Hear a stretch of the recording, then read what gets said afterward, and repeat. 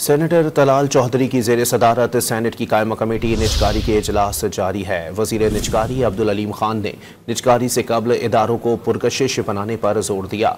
मज़ीद जानते हैं डॉन न्यूज़ के नुमाइंदे ताहिर शेरानी से। ताहिर, मज़ीद बताइएगा।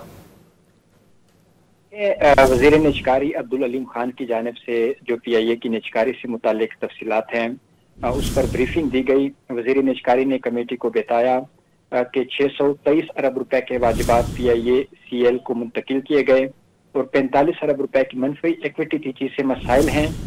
तैयारों की लीज पर 18% GST न लेने का इख्तियार से उन्होंने मुतालबा किया है। वज़ीर निजकारी ने कहा कि मनफी इक्विटी के साथ इदारे फरोख्त नहीं होते। हुकूमत को किसी भी इदारे की निजकारी से पहले इसकी इक्विटी खत्म करनी चाहिए और निजकारी से कबल इदारों को पुरकशिश बनाया जाए कि हर कोई इसे खरीद सके।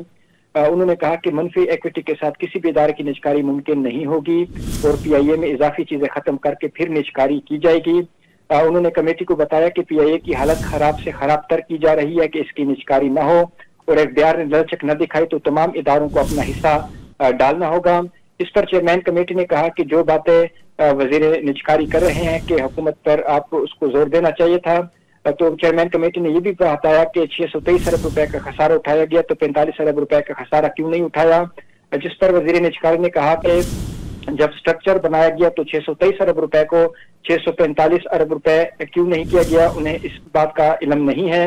और उन्होंने कहा कि अगर इसको छोड़कर नए सिरे से काम शुरू नहीं किया जा सकता था तो इसलिए जो गुज़श्ता हुकूमत में या निगरान हुकूमत में काम शुरू हुआ था उसको निजकारी डिवीजन की जानिब से आगे बढ़ाया गया।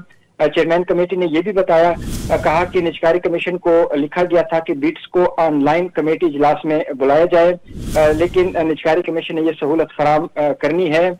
वजीर निजकारी ने कहा कि वजीर आजम की मशावरत के बाद दोबारा निजकारी का जो अमल है उसको आगे बढ़ाया जाएगा और बिजनेस टू बिजनेस PIA के हिस्से फरोख्त करने के हवाले से भी बातचीत की जाएगी। जी, बहुत शुक्रिया ताहिर।